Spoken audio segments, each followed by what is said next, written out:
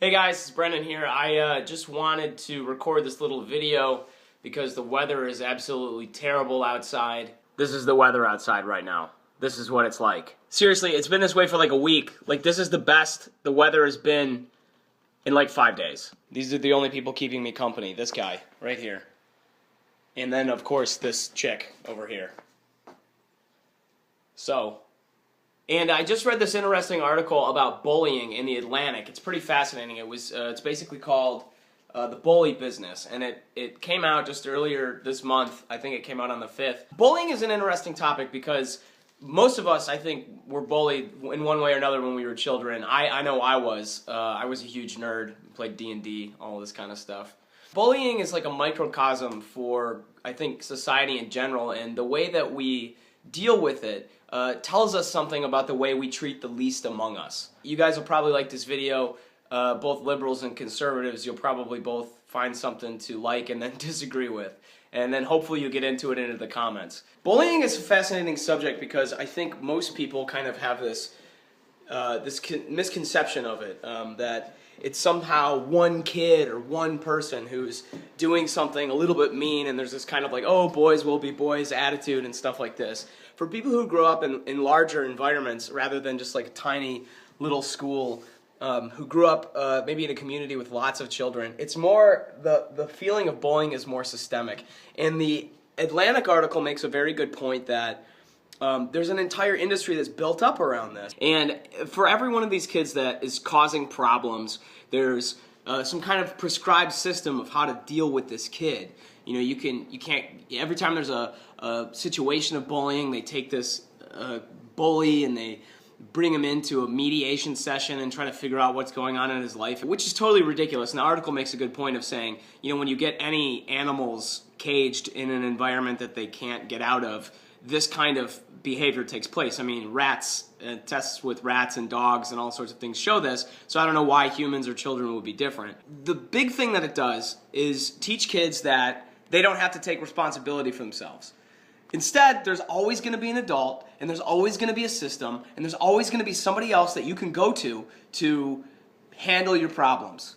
Don't go punch the bully. Don't go knock him out, because then you'll be in trouble. As if somehow we're supposed to teach children that violence isn't the problem, when in reality we're launching all sorts of forceful actions all over the world. I mean, it's bizarre that on one hand we know that violence solves problems because we use it a lot, and then on the other hand we teach children that this isn't the case and what they need to do is talk it out, even though they're not really dealing with it directly. So why am I talking about this?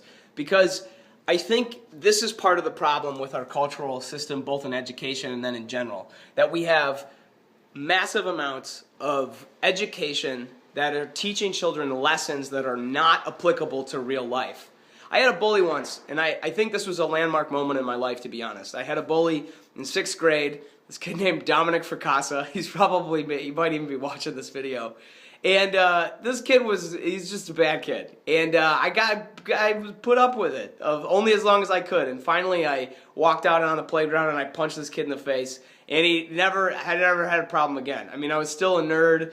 You know, I still got picked on a little bit, but it backed way off. And that's the way, anybody will tell you, that's the way you deal with a bully. Probably, my bet is that there's a majority of teachers who think that too. And they think, you know what, I want to see this kid beat up the bully.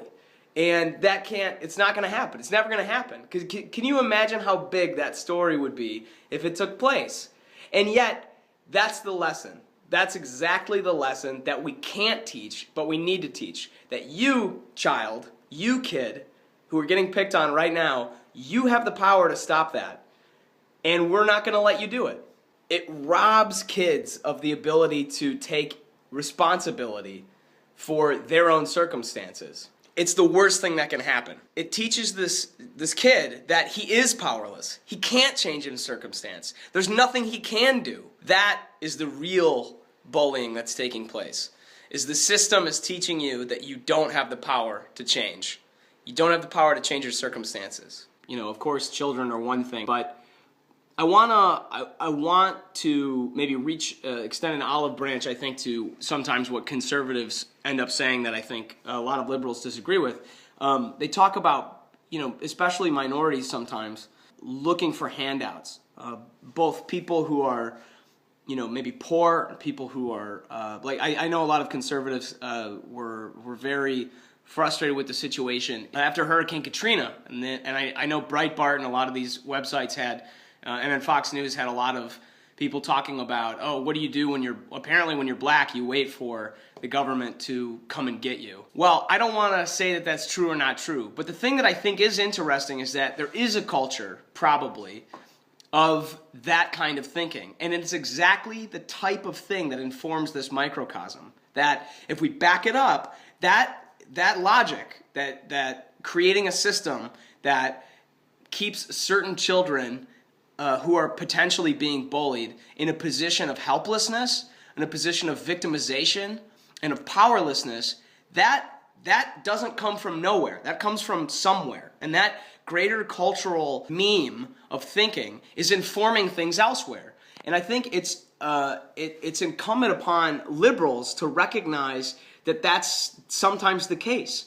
That I don't know if a Hurricane Katrina is a good example. I don't know if Ferguson is a good example. I don't know if any of these things are really good examples. But I know that stuff can come from somewhere. We do teach people who are potentially victims or potentially powerless to become habitually victims and powerless. Clearly, empowering people to make choices in their lives is something that we don't really want to commit to. I don't know why. Maybe because we don't want to be the ones to say, hey, go hit that bully in the face. Or, go quit your jobs at Walmart because you're not getting paid enough. I don't know if anybody wants to be the harbinger of that message. Well, I hope none of you guys are getting bullied, and if you are, go punch them in the face. Meanwhile, the madness continues. Oh, feel free to hit that subscribe button and leave a comment below. Take care.